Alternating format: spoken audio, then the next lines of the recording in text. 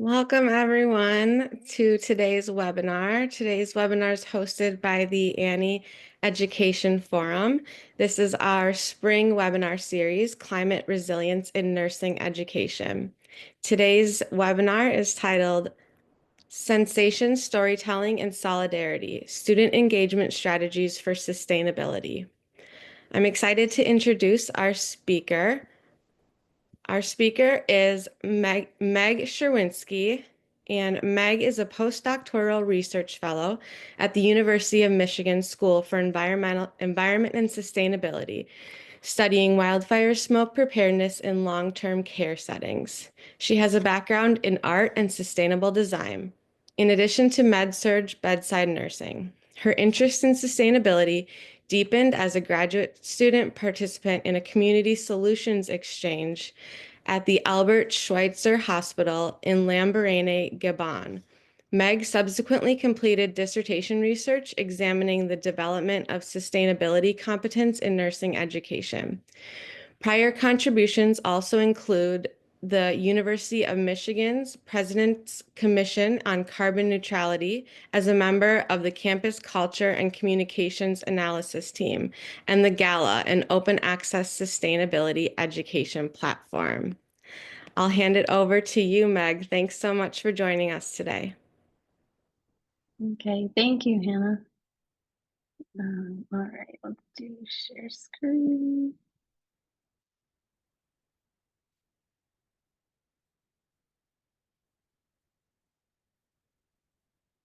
Okay, how is that? Is that in presenter mode for everyone? Yes, we still see presenter mode, some formatting stuff on the right side. There we go. There, Better? perfect. Yes. Okay. Okay, thanks, Hannah, for the introduction. I sort of threw a lot of what I'm going to be talking about in there as like at least the names of it, and we'll get into it here. As Hannah mentioned, I'm doing my postdoc at the Western Forest and Fire Initiative, which is a little bit of a diversion. I'm focusing on wildfire smoke right now, and this presentation will be sort of taking it back to my dissertation research and graduation or graduate work.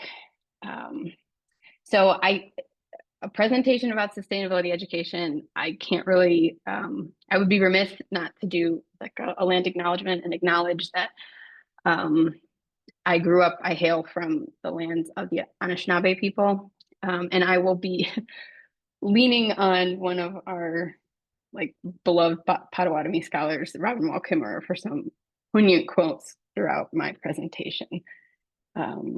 So I'm continually a student of this and sustainability. You know, we really learn from our indigenous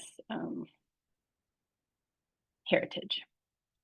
So these are the objectives to describe key components of sustainability competence and its relevance to nursing practice and education, examine common challenges in sustainability education, and then sort of talk about just strategies and tools I've used. I have taught, I have not taught in nursing yet, so I will talk about my sort of varied teaching experiences, and then hopefully I'll run through my presentation quickly and then open it up so that other people can offer their own experiences of challenges and strategies.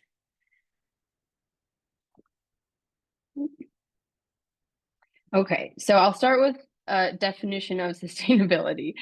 I like this one the most. It's very broad and very simple. It's from a group out of Harvard back in 2016. So sustainability is the optimization of inclusive human health and well-being within and across generations.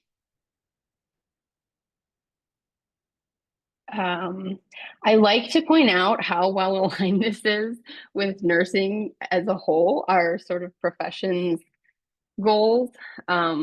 This is pulled directly from American Nursing Association's description of the profession, that it's the optimization of health and the care of individuals, families, communities, and populations. Um, so to me, it was always a natural fit thinking about nurses as sustainability leaders and incorporating sustainability education into nursing. Um, this was the scope of my dissertation. So I did a survey of nursing students and described sustainability competence along a few different measures I'll get into in a moment, and then examined whether there was an increase as they went through their program.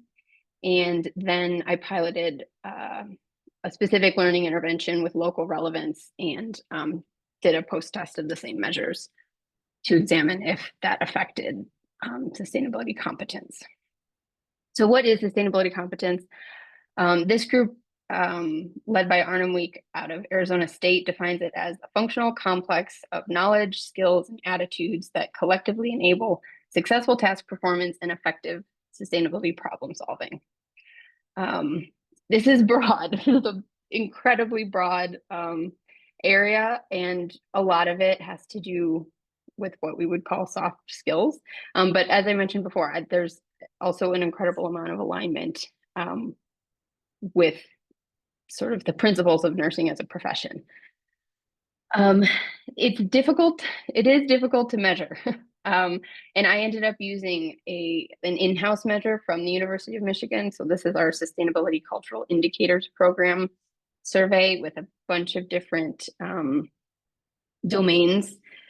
I could get into the pros and cons of different measures, but that's for another talk. I will say that there's increasing convergence and again, very broad topic, but the same group that defines sustainability competence has examined the literature on an ongoing basis. And what you see here is a more recent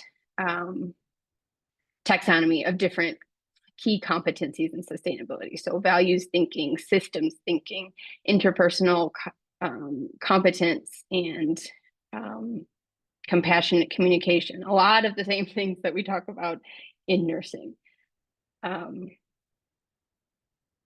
thought I had in there a little while ago I meant to throw in a picture of the Sustainable Development Goals. It feels like a lifetime ago that I first laid eyes on those, but again, a lot of relevance to the work that we do across domains and areas of nursing. So this first aim, looking at just a cross-sectional slice of nursing student sustainability competence, it was pretty moderate, room for improvement, pretty balanced across the elements of knowledge, skills, and attitudes. And then in aim 2, I found that there really wasn't much correlation as students moved through the programs. Again, we could get into the pros and cons of the measures that I used and what that meant for the results here. But the only significant result was the skills composite, which was driven largely by sustainable transportation. So it was negatively associated. So younger students tended to use bikes, walking, buses, and older students who may have lived farther off campus or been commuting in got negative scores on that. So yeah, again, we can measure this in so many different ways. I will keep emphasizing that.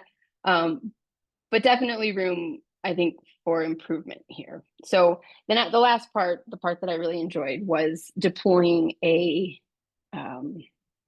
sustainability learning case that was very targeted to a local issue. So there was an air filter plant in West Ann Arbor, where the University of Michigan is located, that was leaking 1,4-dioxane into a local pond, and it got into the groundwater. This was discovered in the 1980s, and so this case study looked at this issue specifically at his contaminated wells, and we did a mock town hall where students played different roles, such as the families with contaminated wells or the um, like town council people who are trying to decide the optics of getting Superfund status in a university town. How does that look? Just weighing all of the different considerations when dealing with this very specific local environmental health and sustainability issue. So these were the objectives: to describe how water contamination affects health and well-being, negotiate diverse stakeholder perspectives, and reflect on the uncertainty, risk, and complexity that characterizes these challenges we face. And these were the results from that. So they took the same survey, the Sustainability Cultural Indicators Program questionnaire.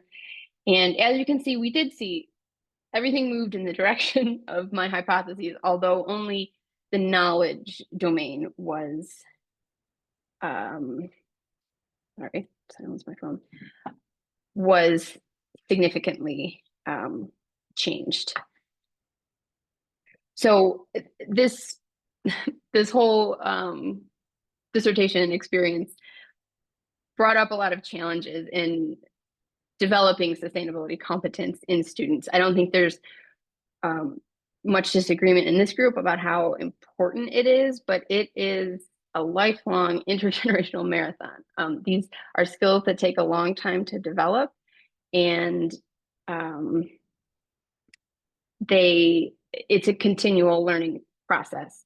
I've mentioned so many times, but at this point, the difficulty of measuring soft skills, so communication, systems thinking, these are hard things to measure, especially when they are applied so differently to different local issues. Of course, sustainability education competes with other tasks in nursing. There's plenty of content and skills to learn, and it can be difficult to find time. Now, increasingly, we're seeing this is there's cultural and political difficulties to incorporating this into education. And then the one that I think I will focus on or try to speak most directly to throughout the rest of the presentation is this concept of climate anxiety and grief. I definitely feel this, and recent studies have shown that more than half, almost 90% in some studies, of young people struggle with distress related to environmental challenges and pessimism about the future. And developing sustainability competence requires presence. It requires facing these really difficult challenges head on, and that can be tiring. It can be exhausting and hard to navigate. So from here, I always like to know that, again, I think that we have real strength as nurses. I mean, we educate more than our students, right? We educate our patients, we educate communities.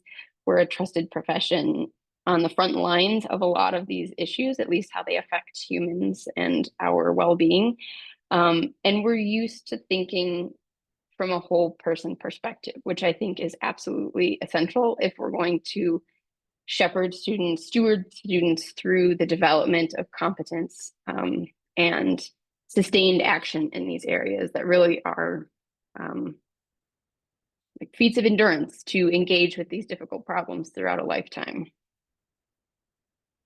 So for the rest of the presentation, I'll talk about different strategies and tools, try to mix in stories from my experiences, both as a student and as a teacher. So I have taught a course in environmental justice to a diverse group of students, and I also pull from past more informal teaching experiences. So working at summer camps with students and doing outdoor education. So some of that will come up. And because I said I would focus on this climate anxiety and grief that can sometimes impede or at the very least needs to be recognized as we teach students to develop in these areas. I said I would call out Robin Wall Kimmerer's um, wisdom. And so if grief can be a doorway to love, let us all weep for the world we are breaking apart so we can love it back to wholeness again. Even a wounded world is feeding us. Even a wounded world holds us, giving us moments of wonder and joy.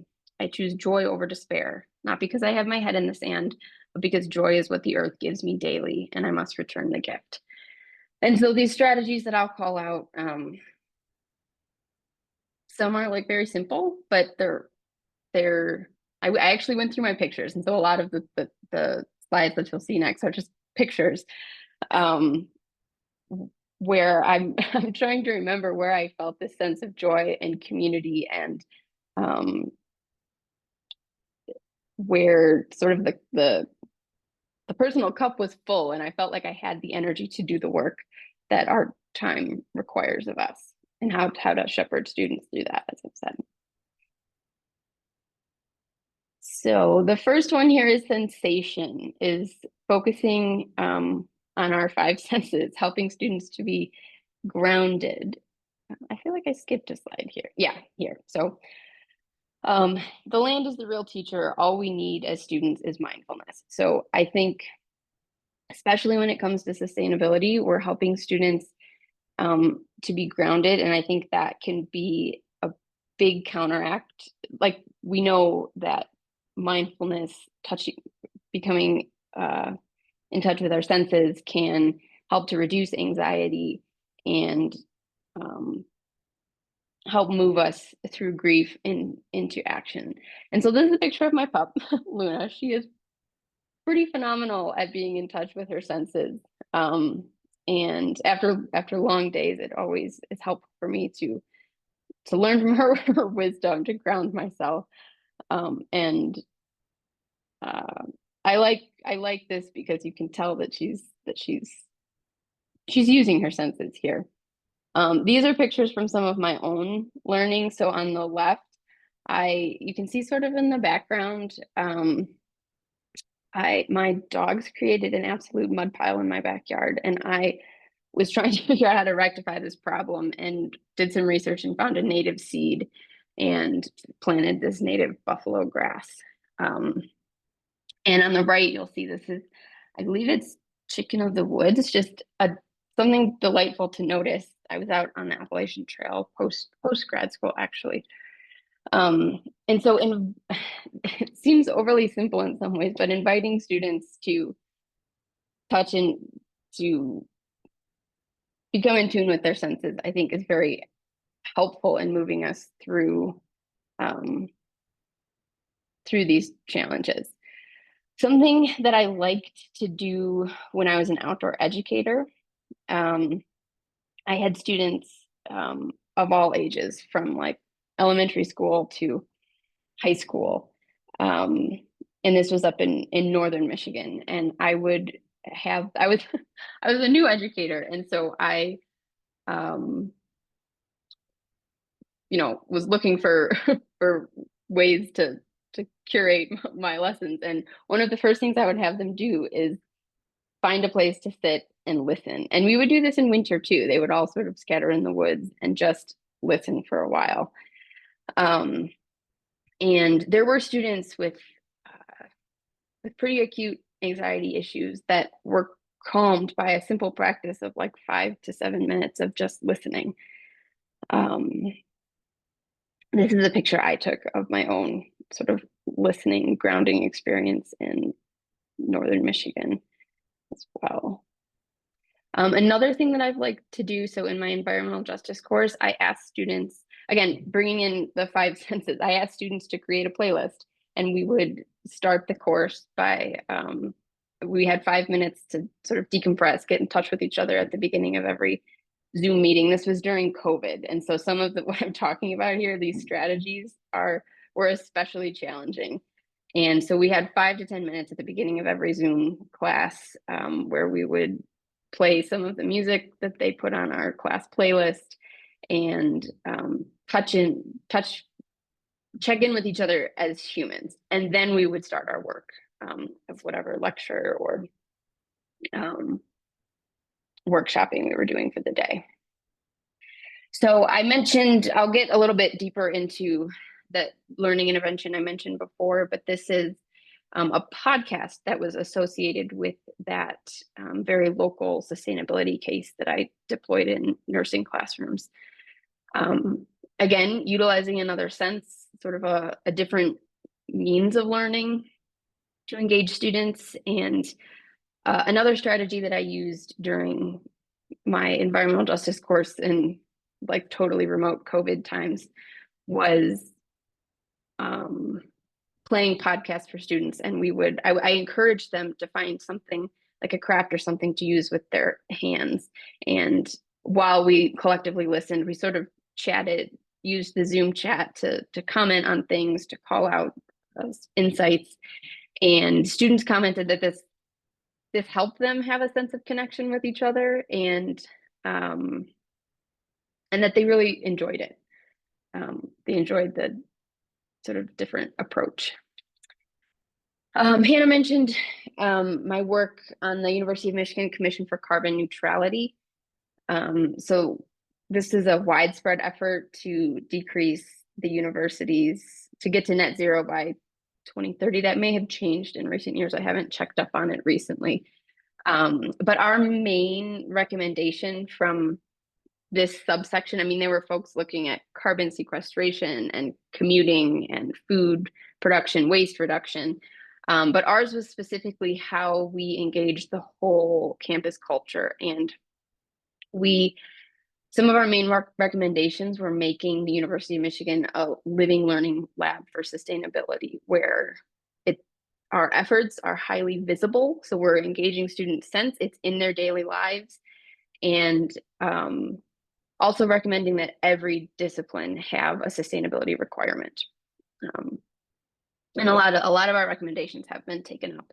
And on the right here, as part of our work, we hired a graphic artist to do sort of a comic about what this experience of an immersive sustainability living learning lab would look like. And so this is the beginning of the story where a student from California, we envisioned to reduce carbon emissions for travel of a sort of a bus trip coming from the Western states, bringing students to Michigan. I think this is something that has yet to happen, but it was important to us to sort of practice what we preached and show visibly what we meant by an immersive, like, whole campus culture sustainability focus. All right, so storytelling. In Indigenous ways of knowing, it is understood that each living being has a particular role to play. Every being is endowed with certain gifts, its own intelligence, its own spirit, its own story. The foundation of education is to discover that gift within us and learn to use it well. Again, Robin Walkimmer, Potawatomi scholar that I lean on in many ways. So I will talk more here about the platform that I mentioned using, the sustainability learning case from my dissertation. And this platform, learngala.com, is an open access site that was developed at the University of Michigan, but has since moved to Notre Dame. These are old statistics, so I'm pretty sure there are many more than 3,500 users and 50 multimedia cases. And it's based on a co-creative approach. So you can both utilize cases and create your own.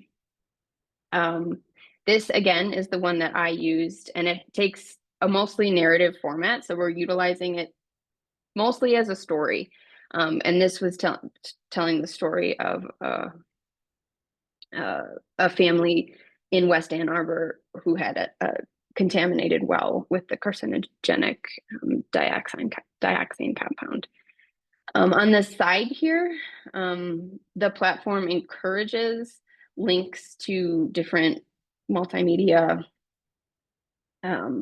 sources, so news stories, podcasts, data sites. but its foundation, as I mentioned, is in storytelling. It's in narrative, and these cases cover a wide variety of topics relevant to sustainability, and have also been, as you can see in the map, been focused in places all around the globe. So after deploying a case that someone else wrote in my dissertation as an instructor, I used this as a final project with my environmental justice students, and they created teams and then chose a relevant sustainability topic to them, and built out a case on it. So as you can see here, this is a few of them. Environmental justice considerations in prisons, flooding difficulties in Jakarta, how to improve drinking water infrastructure around the country. And then this one specifically, Winter Storm Uri happened while our course was going on, and students focused in on that, pulling in very relevant news and other media to think through this like super relevant developing issue where folks lost energy or lost power for quite a long time. I put this picture on here because you know, I just talked about an online tool with sort of like a very technical component, but storytelling is quite simple. These are easy things to integrate, and I think the focus should be on both sharing stories with students, grounding them in local issues, and eliciting their own stories. And so I like to put this as a reminder. Some of my own experiences were in sustainability education, which I'll get as a student, which I'll get into in a moment. My professor would create this like campfire every day. This was a trip, but I think a similar concept could be used on a more regular basis, even when we're on campus, of bringing students together around a campfire to exchange their own stories and reflections, which I think is just a very healing practice. And again, engages your senses. These things sort of overlap in my head. I admittedly liked the alliteration of the S's. So, all right, next is solidarity. The trees act not as individuals, but somehow as a collective. Exactly how they do this, we don't yet know. But we see this is the power of unity. What happens to one happens to all of us. We can starve together or feast together. Solidarity is a word that kind of gets me in my gut. And when I looked up different definitions, unity kept coming up.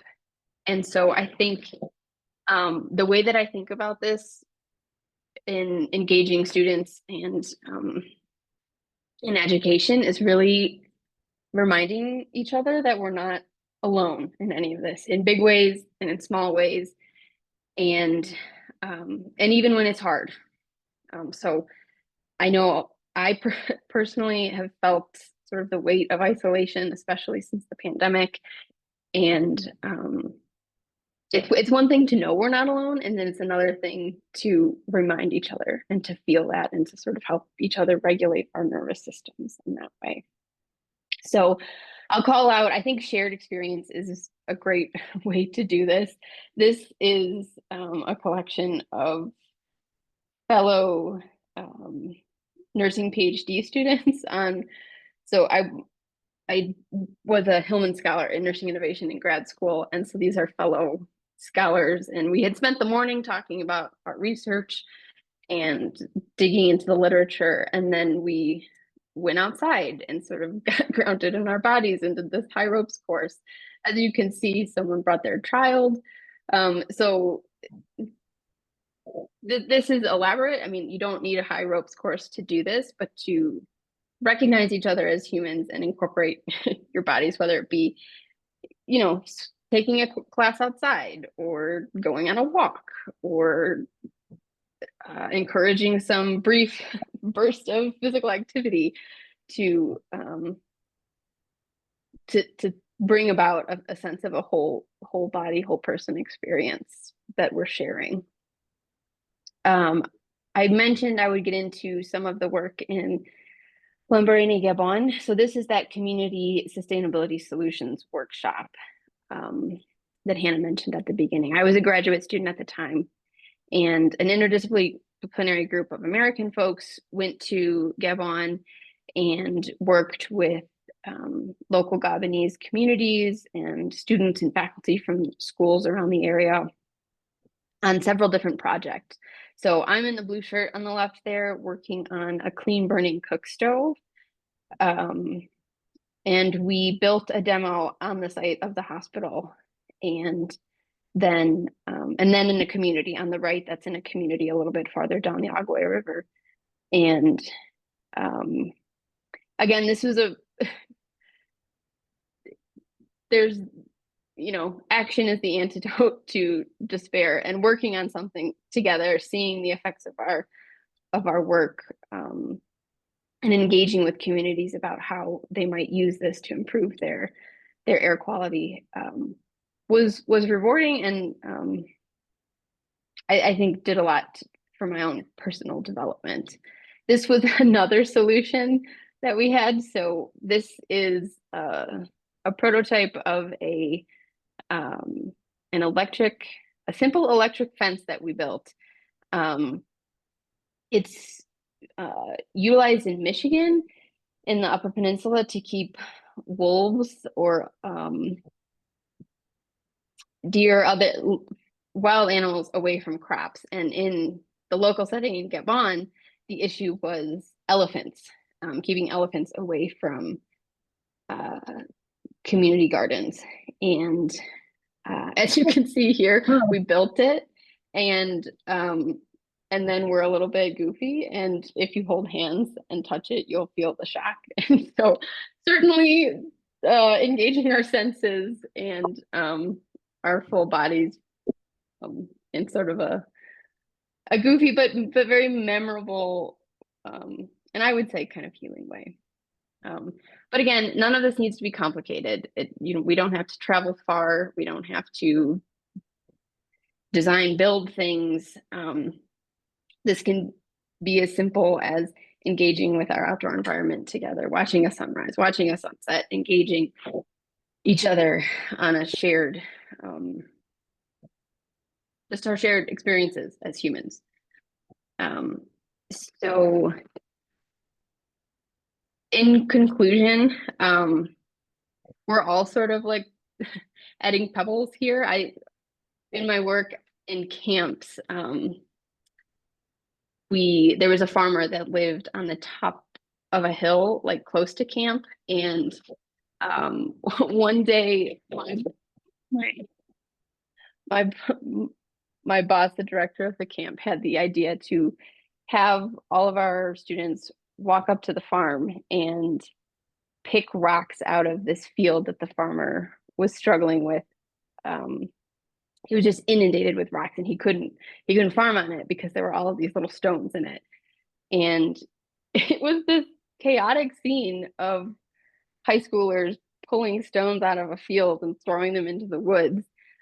But in the end, it was incredibly meaningful for this farmer. We cleared the field. He was able to plant it.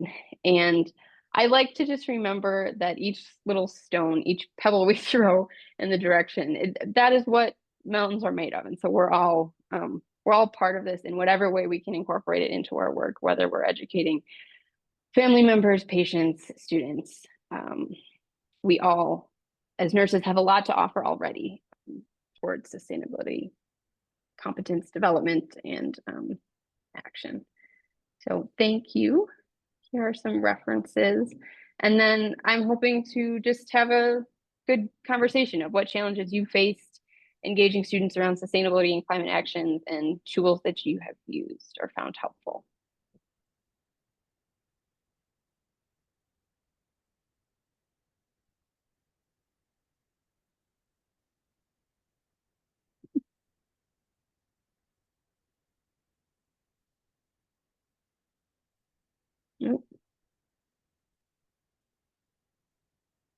Thank you Anybody so there? much. Does anyone have any questions or thoughts? I know we have a few other educators in the room. Hi, this is Valerie Sable. Hi, Meg. Thank you for your presentation. That was really inspiring. I'm probably going to ask a question that I don't know if I'm the only one who's experiencing this, but our students are very engaged at our school, but also simultaneously they are time limited, such that I've been trying to figure out activities for them to engage, but they're very quick to say I'm done, and I'm sort of I leave for the day, and I'm trying to find activities during the day that can engage them. Have you had any experiences? Um, like for example, a lot of people say, "Oh, I definitely want to engage in this activity after school at the end of the day, or on the weekend, or in the evening."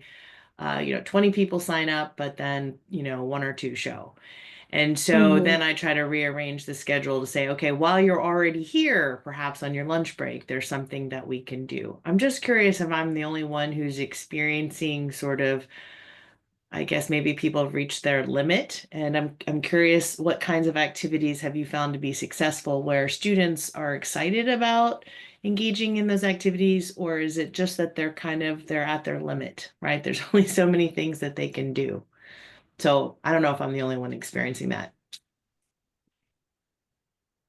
Um, yeah, I will say, yeah, part of recognizing that we're whole people is that we have all of these demands outside of work and school.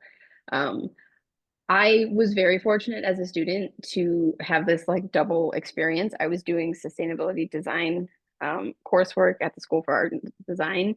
At the same time, I was going through my nursing um, curriculum. And so I think here I'll draw on some of the experiences I had from art school because it was just a little bit easier to break the mold over there. And I think there's things we can learn from that. So I really appreciated when my professors would simply take us somewhere else. So I had courses where we went to the botanical gardens and talked about things. We had one, we have a campus farm where we went and planted trees on the campus farm for one of our courses. Um, I'm trying to think of other.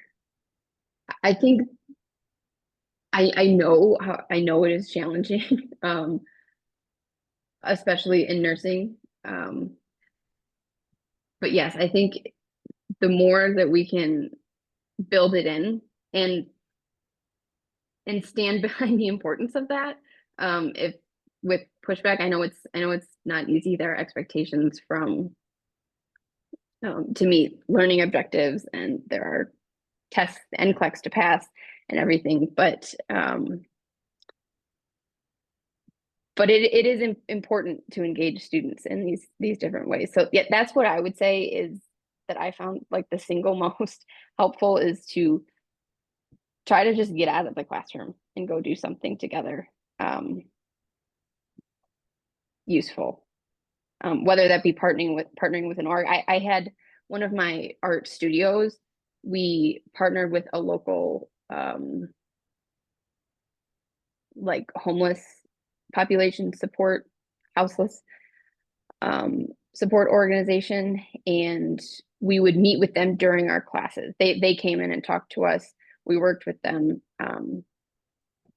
during class time to design like different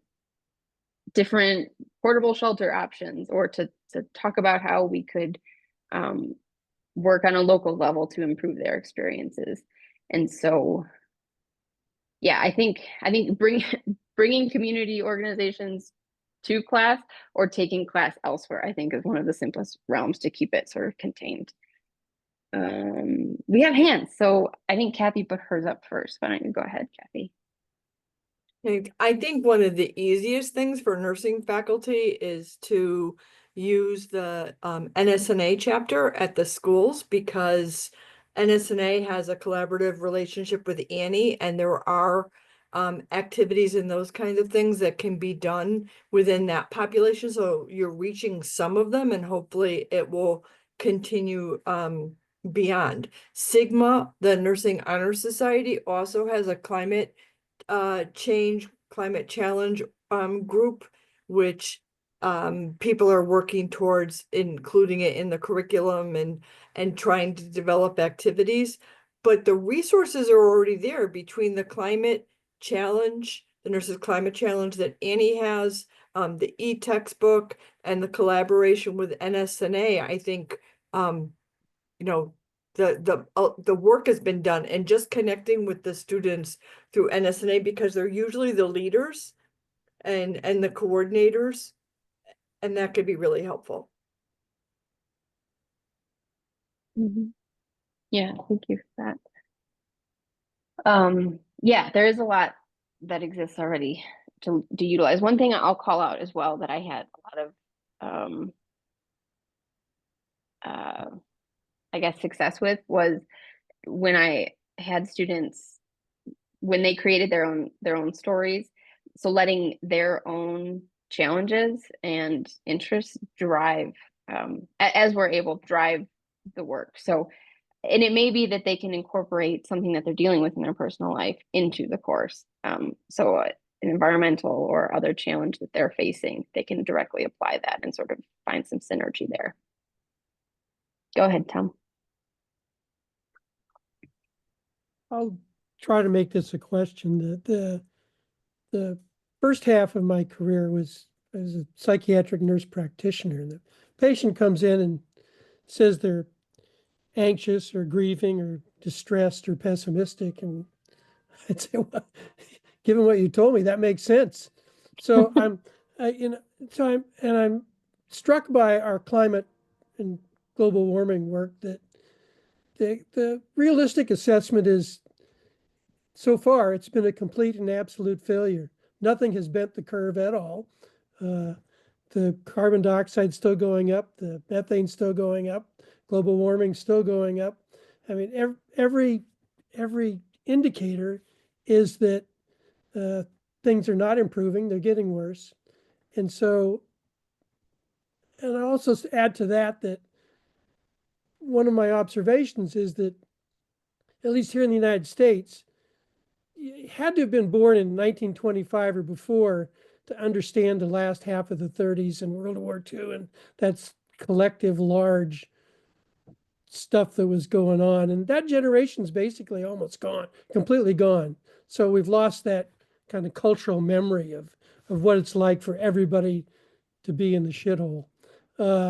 So I'm curious how you teach both. It makes sense for you to be really distressed. It makes sense for you to be anxious. It makes sense for you to think that things are really pretty bad and getting worse. With the other part of that is you still need to go on and do some stuff. And I heard you talk about the second half of that, but not the first half of that. Is that a coherent question? I just want to know I want to know how you teach students both that things are really pretty bad and they're getting worse, with your puppy looks good and your friends, you have friends and so on. I'm curious how you teach both of those things, or if you even do. I think you do. I think, at least some of my experience, it seems like an awareness is growing. I mean, I certainly had, in some of my own coursework, we would have discussion of the dire state that we're in, and couple that with action and focus on local issues. I think you're right to point out that that I didn't focus so much on talking about the problems. I think because I do have this sense that a lot of young people are aware of them, and it's engaging, maybe opening a dialogue where they can discuss what's going on. So in the case of I will say teaching environmental justice students meant that they were already incredibly primed for these things. But opening up a space to talk about the issues was super important, and allowing that grief and that anxiety to come out. It's kind of messy. It's not how, it doesn't feel like formal education all of the time, but I think um, I I think students are aware, and if we give them permission to talk about it, while offering resources, whether that be from like the IPCC or ANHE, or like things to deepen understanding, absolutely. But I do think that there's sort of a visceral sense that a lot of young people have already. And so giving them permission to talk about that and allowing the grief to be out in the open, I think is how we move into action. I understand that saying that is super, super abstract, and maybe not as helpful, but like I said, especially during COVID, those 5 to 10 minutes at the beginning of a class where sometimes it was there were bad words, there was a lot of griping going on, but it was necessary, and it helped students move then into, okay, what are we going to do about it now? I think those of us who've worked at the bedside, I think that is also something, like if I had a nickel for every time I've said I hear you to a patient, I would be pretty rich, because that is just a necessary part, is to recognize the feelings, to put them out in the open, to share them. And then we can talk about, I hear you, I hear your pain is incredibly awful. I hear you don't have the social support you need at home. Just witnessing each other is I think one of the greatest gifts we can give each other, and then move into, okay, what are we going to do about it? How are we going to troubleshoot? What organizations, what community support can we connect a patient to? I don't know. I don't know if that's answering your question so much. It is, we're holding two things that are big and a challenge to hold. But I feel like this was more from my art background, but it seemed to come up a lot, especially in folks doing work around environmental challenges, artwork, activism, that the grief doesn't exist without the love, and the beauty is there alongside the suffering. And some of this work of developing sustainability competence is just helping students hold that. And it's excruciating. I don't have the answers other than to know that we do it together. And that's also why I lean heavily on Indigenous scholars for wisdom. So Robin Wall Kimmerer, Coogee Cook. I just discovered a Canadian midwife. And I was with Hannah at the Environmental Health Research Institute in Spokane, and we heard from Dr. Robbie Paul from the Nez Perce Nation. So I think these issues are not new. There have been folks who have been running this marathon, communities that have been working on this for years, climate change, global warming aside. And so I think that's where we look for how to move forward and how to keep ourselves going. Other thoughts? The grief demonstrates the degree of caring / giving a damn. I love that. It does. Doesn't mean it's easy.